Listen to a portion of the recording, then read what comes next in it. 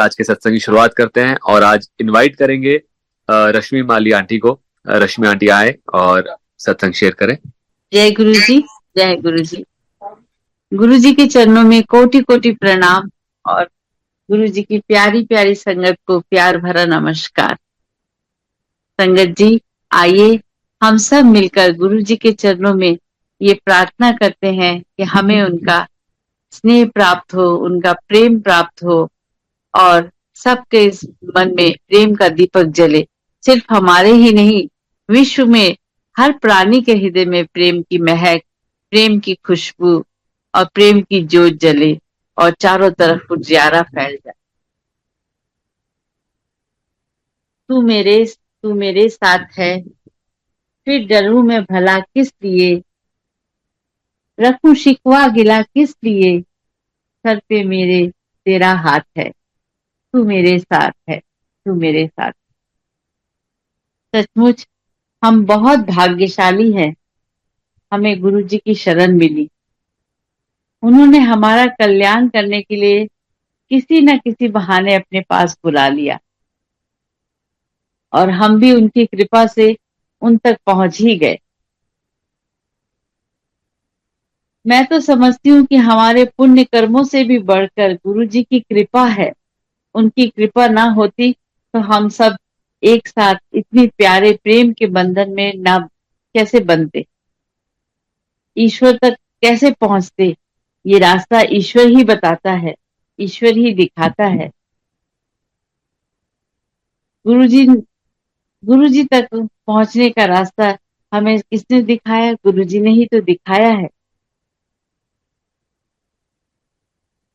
अब तो घर बैठे बैठे सत्संग सुनती हूँ, इतना आनंद आता है कि शब्द नहीं मिलते। क्या कहूँ क्या कहूँ, बस सत्संग सुन के आप सबके अनुभव को और प्यार को देख करके जी से यही प्रार्थना करती हूँ, गुरु जी से यही प्रार्थना करती हूँ कि गुरु जी मुझे भी ऐसी ही भक्ति और ऐसी ही श्रद्धा दीजिए। गुरु जी मैं आप जैसा चाहते हैं वैसा ही सोचूं, आपके द्वारा जो मिले उसे प्रसाद समझकर स्वीकार करूं। तेरी शरण सदगुरु मेरे पूरे, मन मन निर्मल होए संता तूरे, कर कृपा तेरे गुण गावा, कर कृपा तेरे गुण गावा। सचमुच गुरु जी की कृपा ना होती, जब तक गुरु जी की कृपा नहीं होती तब तक हम ईश्वर का गुणगान कर सकते हैं? नहीं कर सकते। हम जब गुरु जी की शरण में आ जाते हैं तो इस मन पर जो जन्म जन्म की मैल है वो धीरे धीरे हटने लगती है। हम अपने मन को मैला तो कर सकते हैं, पर उसे साफ करने के लिए जिस वस्तु की आवश्यकता होती है वो है सदगुरु के चरणों की धूल। सिर्फ और सिर्फ गुरु जी के चरणों की धूल ही इस दर्पण को चमक दे सकती है, तभी हमें साफ दिखाई दे सकता है। दूसरा कोई उपाय नहीं। गुरु जी के चरणों की धूल हमें सत्संग में बैठकर ही मिल सकती है। या सत्संग में जाना कोई साधारण बात नहीं है। जब तक गुरु जी की कृपा ना हो हम सत्संग भी नहीं कर सकते। सत्संग का उद्देश्य यही होना चाहिए कि हम अधिक से अधिक अपने जीवन का सदुपयोग कर सकें। सत्संग से हमें जो मिल रहा है उसका अनुभव करके सब में बांटे। हम जब भी एम्पायर स्टेट जाते थे तो गुरुजी जिसे आज्ञा देते थे वो अपना सत्संग सुनाते थे, या 4-5 संगत को एक साथ बैठाकर सत्संग सुनने को कहते थे। हम सत्संग अगर मन लगाकर सुने तो मन में उठने वाले सारे प्रश्नों के उत्तर मिल जाते हैं। गुरुजी के दरबार में गुरुजी ने हमें यही समझाया कि सत्संग और गुरबानी से ही हमारा कल्याण हो सकता है। इसी में सारे जीवन का सार है, बस हमारा चंचल मन इधर उधर ना भटके। सारी संगत हमेशा कहती है कि गुरुजी के चरणों में बैठकर या गुरुजी के मंदिर में जाकर मन को एक अजीब सी शांति महसूस होती है। चाहे कुछ समय के लिए ही हो, मन का भटकना बंद हो जाता है।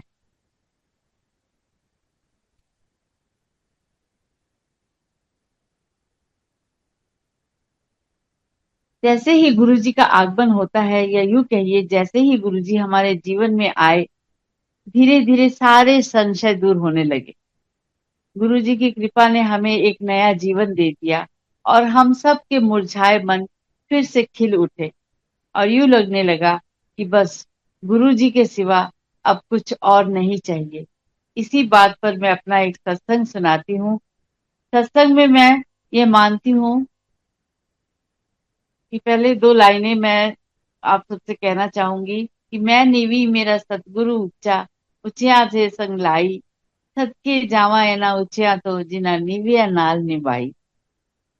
संगत जी, हम सब जो भी सत्संग सुनाते हैं, इसमें हमारा तो कुछ है ही नहीं। अगर कुछ है तो बस हमारे गुरु जी की रहमत है, उनकी कृपा है, उनका ही ये गुणगान है। अगर वो ना हो तो हम तो उनके चरणों के धूल बनने के लायक भी नहीं है। ईश्वर की यही तो विशेषता है कि उनकी नजरों में सब बराबर है। इसलिए तो हम भगवान को समदर्शी कहते हैं।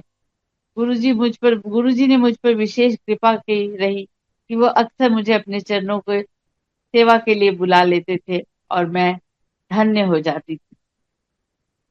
और मन ही मन में ना जाने कितनी बार गुरु जी को थैंक्स कहती थी। उस दिन जब मैं चरण सेवा कर रही थी, तो गुरुजी ने मुझसे कहा, आंटी आज तू मंगला तेनु की चाहिए। संगत जी, आप खुद सोचिए कि साक्षात ईश्वर आपसे अगर कुछ मांगने के लिए कहे तो आप क्या कहेंगे। मैं तो हक्की बक्की रह गई और गुरुजी को देखने लगी। मुझे लगा मैं गूंगी हो गई हूँ। क्या कहूँ, क्या मांगू, समझ में तो कुछ आ नहीं रहा था। हिम्मत करके मैंने कहा, गुरुजी आपसे बढ़कर इस दुनिया में मेरे लिए कुछ नहीं है, और मुझे इसलिए कुछ नहीं चाहिए। गुरुजी ने दोबारा कहा, मंगला मंगला। मैंने फिर यही कहा, गुरुजी आपके होते हुए मैं क्या मांगू। तीसरी बार जब गुरुजी ने मुझसे मांगने के लिए कहा, तो मैंने कहा कि गुरुजी मैं आपसे एक बात कहती हूँ। आप मैं जब भी आपको याद करूं आप मेरे पास आ जाइएगा। तो गुरुजी ने अपना हाथ मेरे हाथ में दिया और बोले, प्रॉमिस। संगत जी, आज जब मैं इन पलों को याद कर रही हूँ, तो मेरा रोम रोम गुरुजी का शुक्राना कर रहा है, और सोच रही हूँ कि ईश्वर कैसे निमानों को भी मान दे देता है। गुरुजी से कुछ छुपा नहीं है, और ना हम छुपा सकते हैं। शायद उन्होंने मेरी भावना और उनके प्रति मेरे प्रेम को देखा होगा। मैंने सुना है कि भगवान अपने भक्त की भावना और प्रेम से रीझ जाते हैं। वो और कुछ नहीं चाहते। एक दिन गुरुजी ने एक आंटी से कहा कि मन लिया आंटी, मैनू 24 घंटे याद कर दिया, तो मैनू इहदे नाल 24 घंटे रहना पैंदा है। संगत जी, उनकी कृपा ना हो तो हम उसे याद भी नहीं कर सकते। इसलिए तो गुरबानी में कहा लिखा भी है, तुद पावे ता नाम जपावे, सुख तेरा दिता लइए। सचमुच जो सुख नाम में है वो और कहाँ है। हम सब अपने व्यस्त जीवन में कुछ समय निकाल कर सत्संग में आकर बैठते हैं, तो मैं समझती हूँ कि इससे बड़ी कृपा कुछ हो ही नहीं सकती। मेरे अंकल को भी गुरुजी ने न्यू लाइफ दी थी। अंकल बिल्कुल डेथ बेड पे थे जब डॉक्टर्स ने जवाब दे दिया था। लेकिन कहते हैं ना, जिन्हां दा साईं डाडा होवे उन्हां नू मार ना सके कोई, मार ना सके कोई। और अंकल को लाइफ गुरुजी ने 9 साल एक्सटेंड की। 6 जुलाई 2006 में अंकल मुझे छोड़कर चले गए। मेरी तो दुनिया ही उजड़ गई। उसके बाद मैंने मंदिर जाना बंद कर दिया। अंकल की डेथ के थोड़े दिन बाद वो गुरु पूर्णिमा आई, तो सबने कहा कि मंदिर में जाओ ना, गुरु जी के पास जाओ ना। तो मैंने कहा ठीक है, आज जाती हूँ। तो गुरु पूर्णिमा के दिन मैं गुरु जी के दरबार में गई।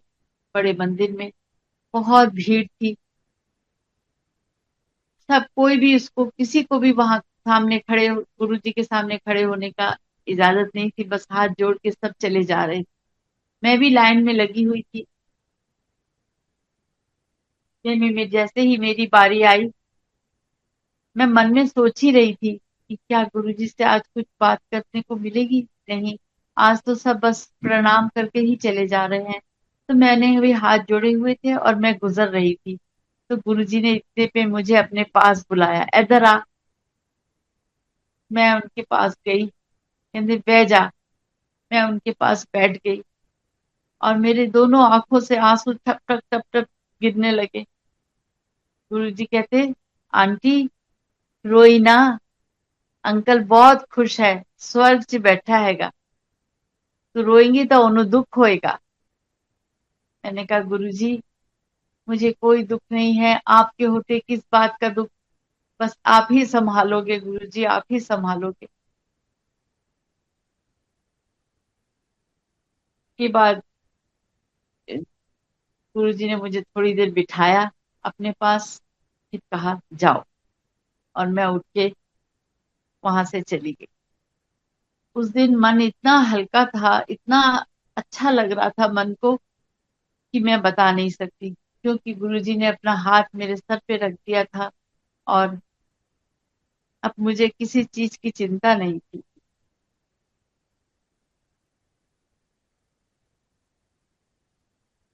एक दिन गुरुजी ने कितनी सादगी से हमें समझा दिया कि चिंता मत करो, जब गुरु अब तुम्हारे साथ है, तुम्हें किसी बात की चिंता नहीं करनी चाहिए।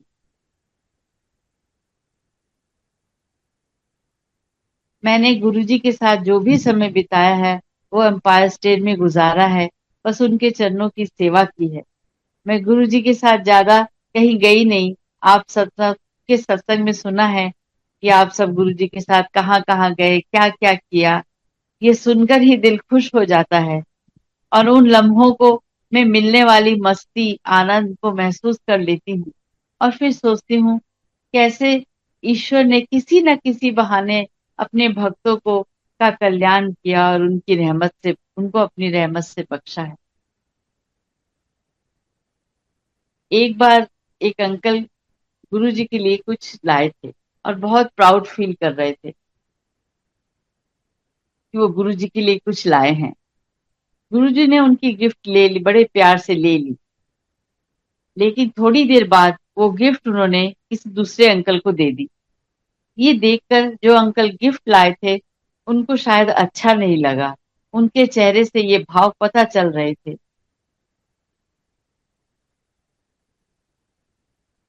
तो गुरुजी ने, उनको जानी जान है गुरुजी, तो उन्होंने, गुरुजी ने उन अंकल से कहा, मैं मानता हूँ कि तुम मेरे लिए बड़े प्यार से लाए हो और मैंने भी उसी प्यार से स्वीकार भी किया है। लेकिन जब तुमने कोई चीज मुझे दे दी तो अब वो चीज मेरी हो गई। अब मैं अपनी चीज चाहे उसका कुछ भी करूं, तुम्हें इसके बारे में सोचना नहीं चाहिए। संगत जी, हम सब की सब यही सोच होती है। गुरुजी ने कितनी सादगी से हमें ये समझा दिया कि गुरु हमें अंधकार से उजाले की ओर ले गए। वो आप सब कुछ पल के लिए सोचिए कि एक आप अंधेरे कमरे में बैठे हैं और आप कोई किताब पढ़ना चाहते हैं लेकिन पढ़ नहीं पाते। आपके पास किताब भी है और आपकी इच्छा भी है, लेकिन कमरे में तो अंधेरा है। आप चाहने पर भी आप किताब नहीं पढ़ पा रहे हैं, उसका ज्ञान नहीं ले पा रहे। लेकिन जैसे ही आप कमरे में प्रकाश करते हैं तो पुस्तक में जो ज्ञान है वो आप तक पहुंच जाता है। आपको इस प्रकाश से की आवश्यकता है, बस गुरु इसी प्रकाश का नाम है। हमारे अंदर जो विकारों का अंधकार है उसे गुरु ही अपने प्रकाश से दूर करते हैं। और हम सबके लिए एक जैसा ही नियम नहीं है। जैसे डॉक्टर को पता होता है कि कौन सी बीमारी के लिए कौन सी दवा देनी है, कितनी मात्रा में देनी है, बस इसी तरह गुरु जी को भी पता है कि कब किसे क्या देना है। हमें वो जो भी दे प्रेम से स्वीकार करना चाहिए, बिना किसी शिकायत के। हम सब जब से गुरु जी की शरण में आए हैं, ये कोशिश कर रहे हैं इस रास्ते पर चलने की। कभी गिरे भी, कभी ठोकर भी लगी, पर गुरु जी ने हमारा हाथ थामा है। इसलिए लाख मुश्किल होने के बावजूद भी हम चल रहे हैं और बहुत खुश हैं, क्योंकि हमें अपने रब पे पूरा भरोसा है। उसका हाथ हमारे सर पर है, तो किस बात की चिंता। यहाँ पर 4 लाइनें मैं गुरु जी के चरणों में रखती हूँ। चरण पर रख दिया जब माथ, तो किस बात की चिंता। तेरे स्वामी को रहती है तेरी हर बात की चिंता। न खाने की, न पीने की, न मरने की, न जीने की, रहे हर सांस पे गुरु जी के प्यारे नाम की चिंता। संगत जी, जब बस दिल की गहराइयों से गुरु जी को पुकारने की देर है, आप उन्हें अपने पास पाएंगे। मैं अपनी बात बताती हूँ, जब भी मन किसी बात से कोई घबराता है या कुछ तकलीफ होती है, कोई परेशानी होती है, तो बस गुरु जी को याद कर लेती हूँ और मैं मन ही मन में गाने लगती हूँ। तुझको पुकार रहे, आओ आओ रसिया, सब दुख दूर हुए जब तेरा नाम लिया।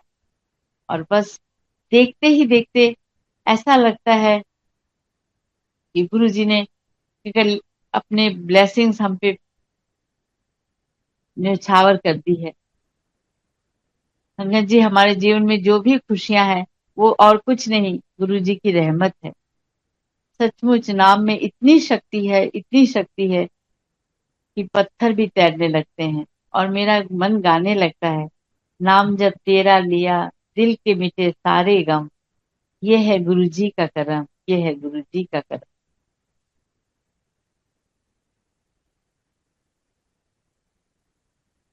गुरु जी इस तरह शिष्य को, गुरु जी ने हम सबको विश्वास की लाठी दी है, मंत्र का दीपक दिया है, और फिर भी अगर हम गिर जाएंगे तो गुरु जी सत्संग का सहारा दे देते हैं। एक बात हमें याद रखनी चाहिए, गुरु के होते हुए यदि जीवन में प्रतिकूलता आ रही है, तो इसका मतलब एक ही कारण है, गुरु जी आपके इस जीवन को और सुंदर बनाना चाहते हैं। गुरु आपको सुदृढ़ बनाना चाहते हैं। वो आपको निखारना और संवारना चाहते हैं, इसके अतिरिक्त और कोई कारण नहीं है। संगत जी, जब भी कोई परेशानी आए, घबराइए नहीं, बस गुरु जी को पुकारिए। ये समझिए कि उन्होंने पुकारने का अवसर दिया है, इस पुकार में भी आनंद है। आपकी पुकार वो जरूर सुनेंगे। आज आज तक तो कभी ऐसा हुआ नहीं है कि गुरु जी तक किसी की पुकार पहुंची ना हो। हमें हमें उनके पास जाने की जरूरत नहीं है, वो खुद चल हमारे पास आते हैं। इस राह पर चलते चलते यदि हम गिर भी जाएं, तो मैं कहती हूँ कि गिरने में भी आनंद है, क्योंकि गुरुदेव खुद आएंगे आपको उठाने के लिए, आपका सहारा बनने के लिए, आपका हाथ थामने के लिए। बस भरोसा रखिए, गुरु का प्रसाद आपको जरूर मिलेगा। एम्पायर स्टेट में मैंने जो भी समय गुजारा है, गुरु जी के चरणों में गुजारा है, वो अनमोल है। मैं जब भी अकेले में बैठती हूँ, उन लम्हों को अपनी यादों में दोहराती हूँ, ऐसा महसूस होता है कि जीवन में फिर से बसंत ऋतु आ गई है। चारों तरफ फूल ही फूल, और गुरु जी की अलौकिक महक, वो खुशबू चारों तरफ फैल जाती है। गुरु जी से मिलने के बाद ऐसी दीवानगी का आलम था कि गुरु जी के सिवा कुछ सूझता ही नहीं था। थर्सडे का इंतजार रहता था, और जब तक एम्पायर स्टेट पहुंच नहीं जाते थे, मछली की तरह हम तड़पते रहते थे। वहां पहुंच करके आंखें गुरुजी के रूम के दरवाजे पर लगी रहती थी, कब गुरुजी आए और कब हमें देख के हम उन्हें देखें और हमारी रूह को करार आए। और गुरुजी आके अपनी गद्दी पर बैठ जाते थे, तो सारी संगत बस चकोर की तरह उन्हें निहारती रहती। और मैं सोचती हूँ, यही सोचती होगी कि किवे मुखड़े तो नजरा हटावा, कि तेरे विच रब दिसदा, दिल करदा है तक दी ही जावा, कि तेरे विच रब दिसदा। मेरे तो आंसू नहीं थमते थे। एक दिन मैं गुरुजी के प्रेम में डूबी, यूं ही निहार रही थी, तो गुरुजी ने इशारे से मुझे अपने पास बुलाया। और सेवा करने की आज्ञा दी। सेवा करते करते मैंने हिम्मत करके गुरुजी से पूछा, गुरुजी को देखकर, गुरुजी आपको देखकर ये आंखें गंगा जमुना की तरह क्यों बहने लगती हैं? ऐसा क्यों होता है गुरुजी? तब गुरुजी ने कहा था, ये तेरा वैराग है। जब तेरी आत्मा परमात्मा को सामने देखती है तो उससे मिलने के लिए तड़पती है। मैं समझती हूँ भगवान खोजने से नहीं, भगवान में खो जाने से मिलते हैं। जब बात प्रेम की हो, प्यार की हो, ज्यादा कुछ कहने का सुनने की जरूरत नहीं होती, क्योंकि प्रेम तो बस अनुभव किया जा सकता है। सिर्फ एहसास है, ये रूह से महसूस करो, प्यार को प्यार ही रहने दो, कोई नाम ना दो। आप सबने भी महसूस किया होगा गुरुजी किस तरह अपनी संगत को प्यार करते थे। वो चाहते हैं कि सबका कल्याण हो, इसलिए गुरुजी हमेशा कहते थे नई संगत लेके आओ, नई संगत लेके आओ। एक बार बैसाखी में कुछ दिन पहले गुरुजी ने मुझसे कहा कि आंटी बैसाखी में एक बस भर के संगत लेके आई,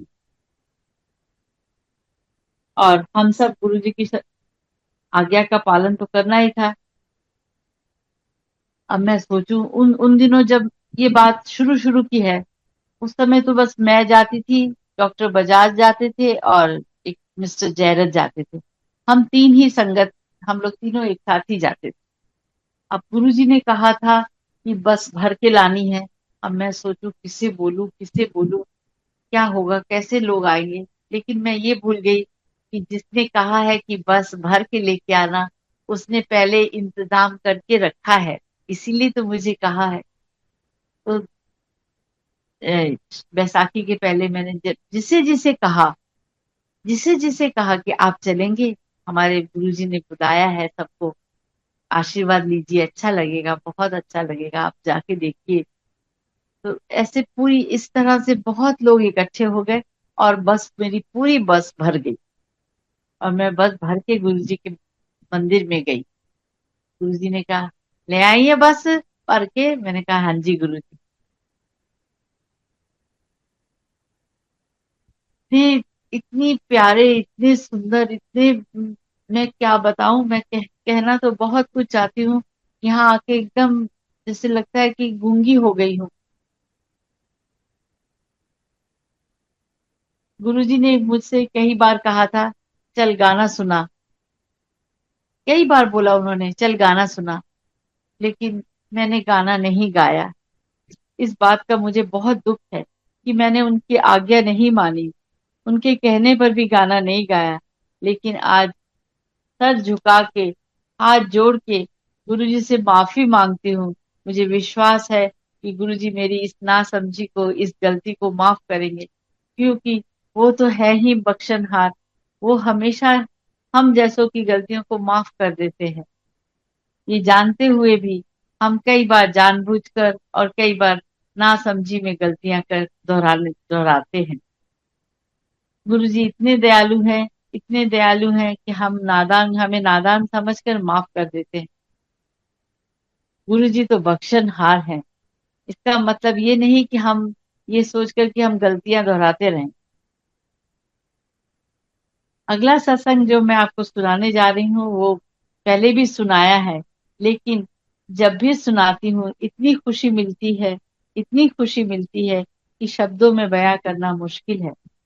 मैं हमेशा कहती हूँ, आज फिर कह रही हूँ कि मैं जो कुछ भी कह रही हूँ और जो कुछ भी सत्संग सुना रही हूँ, वो गुरु की मर्जी है, उन्हीं की महिमा है, उन्हीं का गुणगान है। दिसंबर का महीना था और न्यू ईयर आने वाला था। इतने में हमें पता चला कि गुरुजी जलंधर जा रहे। हम सब, जब हमें पता चलता था कि गुरुजी कहीं जा रहे हैं, तो हम सभी उदास हो जाते थे, जैसे मुरझा रहे हों। और गुरुजी, एक आंटी ने पूछ लिया, गुरुजी कद आओगे? गुरुजी कहते, महापुरुषां ਨੂੰ ਪੁੱਛੀਦਾ नहीं ਹੁੰਦਾ किथे जा रहे हो तो कद आओगे। महापुरुषा दी अपनी मर्जी होती है। और गुरुजी जलंधर चले गए। फिर मैंने अपनी सिस्टर से कहा, मैंने कहा हम गुरुजी यहाँ नहीं है तो क्या हुआ, हम तो जलंधर जा सकते हैं। तो हम लोग ने प्रोग्राम बनाया और हम दोनों जलंधर चले गए 31 को। वहां गुरुजी के दरबार में गए, बहुत अच्छा लगा।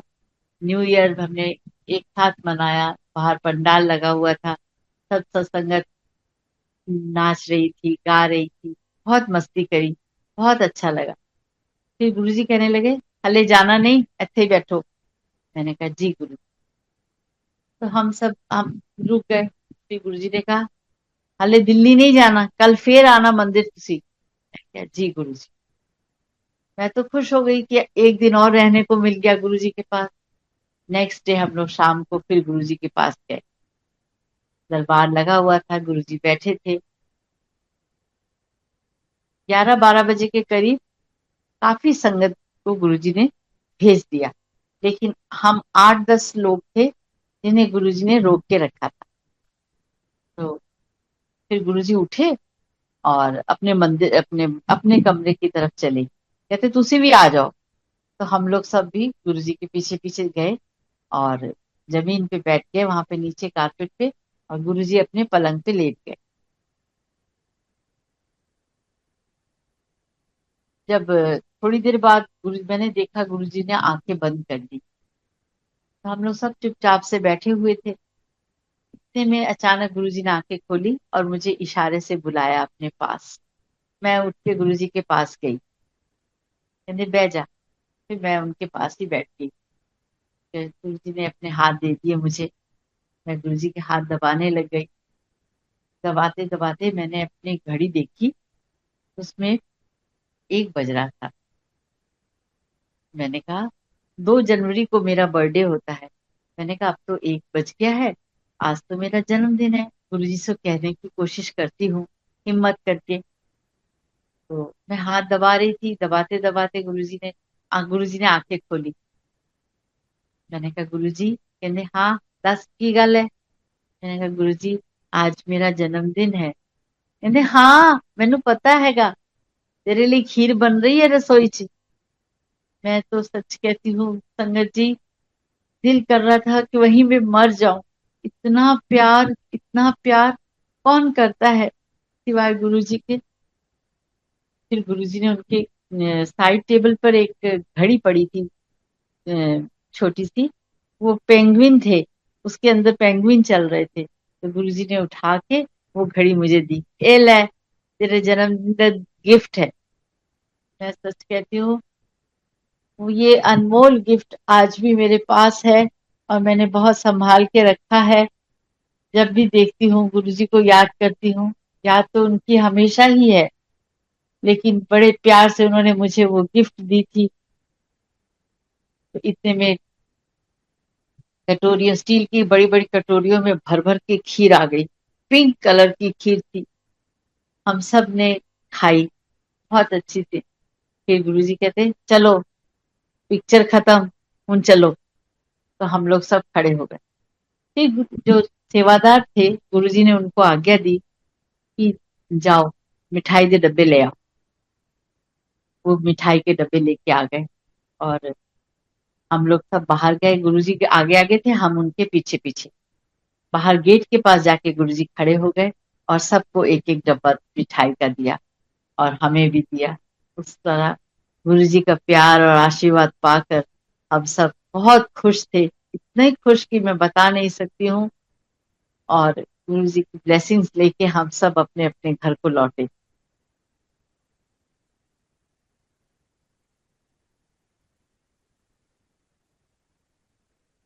गुरुजी ने सेवा को बहुत महत्व दिया है। सेवा कहीं की भी हो, कैसी भी मिले, करने की कोशिश करनी चाहिए। किसी का दुख बांट सके या दूर करने की मौका मिले तो जरूर करिएगा। आप खुद सोचिए गुरुजी किस तरह हर पल अपनी संगत के दुख दर्द, उनकी परेशानियां को दूर करते हैं। अगर हम अपने आप को गुरुजी की संगत कहते हैं तो हमारे अंदर भी सेवा का भाव, गुण अवश्य आना चाहिए। गुरुजी हमेशा कहते थे अंदर आन तो पहला अपनी जूतियां तो अपनी अक्ल बाहर रख के आया करो। उनका कहने का तात्पर्य यह था कि जब मेरे पास आओ तो खाली होके आओ। जब तक हम अंदर से अपने विचारों से अपने विकारों को निकाल कर खाली नहीं कर होंगे, तो गुरु जी अपनी ब्लेसिंग्स और अपनी रहमत किस में डालेंगे। हम तो अपने ईगो और अहंकार से भरे हुए रहते हैं। गुरु जी हमें हमेशा कहते थे कि हमें कट दो, ਤੁਸੀਂ सारे हमें नाल भरे हुए हो। वो चाहते तो उनकी संगत चाहते थे उनकी संगत इस हमें से बचे और दूर रहे। छोटी छोटी बातों से ही गुरु जी ने हमें अपने जीवन के सही ढंग से चलना सिखा दिया।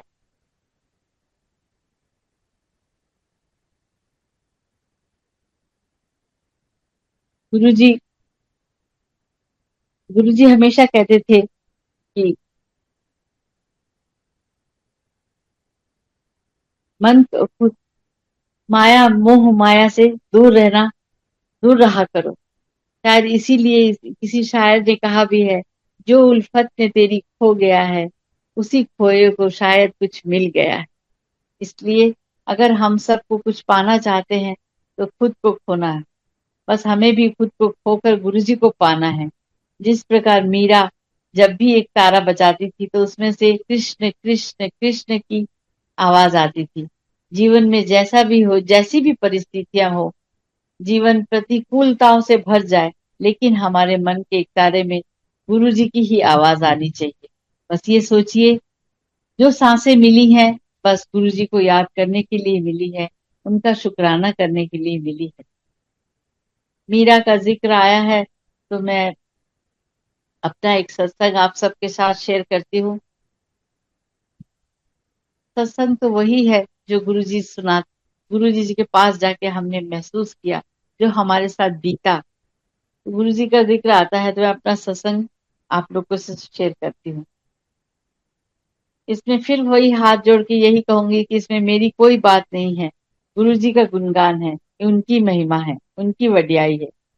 एक दिन गुरु जी की चरण सेवा कर रही थी, सेवा का आनंद ले रही थी, तो एक दूसरी दुनिया में ही खोई हुई थी, जहां सिर्फ मैं थी और मेरे गुरु थे। अचानक गुरु जी ने बड़े प्यार से कहा, तू मेरी मीरा। ये शब्द सुनकर मैं बिल्कुल हैरान हो गई। गुरु जी ने ये क्या कहा, मीरा? मुझे अपने कानों पर विश्वास ही नहीं हो रहा था। मैंने भरे मन से गुरुजी से कहा, गुरुजी मीरा? कहने लगे, हाँ मीरा, तू मेरी मीरा। मैंने कहा, गुरुजी मीरा के बारे में तो सुना है, पढ़ा है, वो तो कृष्ण भक्त थी, रोम रोम में उनके कृष्ण बसे थे और हर पल बस कृष्ण कृष्ण कृष्ण करती थी। लेकिन गुरुजी आपने मुझे मीरा कहा है तो मैं बनने की कोशिश करूंगी, आपकी मीरा बनने की कोशिश करूंगी। आप मुझे अपना आशीर्वाद दीजिए कि मैं पूरी नहीं तो कुछ न कुछ कोशिश तो करूं, आपके जैसा, आप जैसा चाहते हैं वैसा बनने की। तो बस उस दिन फिर गुरुजी ने कहा, हाँ तू मेरी मीरा। मैं तो धन्य हो गई ये सुनकर। और आज तक मैं सच कहती हूँ संगत जी, मीरा शब्द को अपने अंदर उतारने की कोशिश कर रही हूँ, वैसा बनने की कोशिश कर रही हूँ। बनी हूँ या नहीं वो तो गुरुजी को ही पता है, वो अपने आप बना लेंगे, मुझे इतना विश्वास है। गुरुजी हमेशा कहते थे मेरे नाल कनेक्शन जोड़ो। मोबाइल बंद करके हम सब गुरुजी के दरबार पे जाते थे। उस समय भी कभी कभी किसी का संगत का मोबाइल बज जाता था तो गुरुजी कहते थे, या तो मेरे नाल कनेक्शन जोड़ लो या दुनिया दे नाल कनेक्शन जोड़ लो। गुरुजी के चरणों में बैठकर यदि मन भटक रहा है तो हम गुरुजी की कृपा के पात्र कैसे बनेंगे। गुरुजी कहते थे, जब मेरे पास आए हो, मेरे पास बैठे हो तो सारी चिंता छोड़ दो, मैं संभाल लूंगा। यहाँ मुझे कुछ लाइनें याद आ रही हैं, सचमुच बहुत सुंदर लिखा है। हर हाल में खुश रहना संतों से सीख जाएं, महफिल में जुदा रहना संतों से सीख जाएं, सुख दुख में हंसना रोना है काम कायरों का, दोनों में मुस्कुराना संतों से सीख जाएं। झंझट से भाग जाना सब लोग बताते हैं, झंझट में बच के रहना संतों से सीख जाएं। मरने के बाद मुक्ति सब लोग बताते हैं, मरने के बाद मुक्ति सब लोग बताते हैं, जीते जी मुक्त होना संतों से सीख जाएं। दुनिया के लोग दौलत पाकर के मुस्कुराते, पर भिक्षु बन के हंसना संतों से सीख जाए। संगत जी, आज इन्हीं शब्दों के साथ मैं अपनी वाणी को विराम देती हूँ। अगर यदि कोई मुझसे भूल हुई हो तो आप मुझे माफ करिएगा, और सारी संगत को धन्यवाद देती हूँ जिन्होंने आज सत्संग को बड़े प्यार से सुना। और मैं गुरु जी के आश्रम का भी तहे दिल से शुक्रिया अदा करती हूँ कि उन्होंने मुझे ये सुंदर पल दिए कि मैं आज फिर गुरु जी के इन लम्हों को फिर से दोहरा सकूं। मुझे विश्वास है कि गुरु जी ने हम सब की झोलियां अपनी ब्लेसिंग से भर दी हैं। लख लख शुक्राना मेरे दाता, लख लख शुक्राना। बस गुरु जी की संगत करने का और सुनाने का, सत्संग करने का और सुनाने का कृपा गुरु जी करते रहें। गुरु जी के चरणों में यही अरदास है। जय गुरु।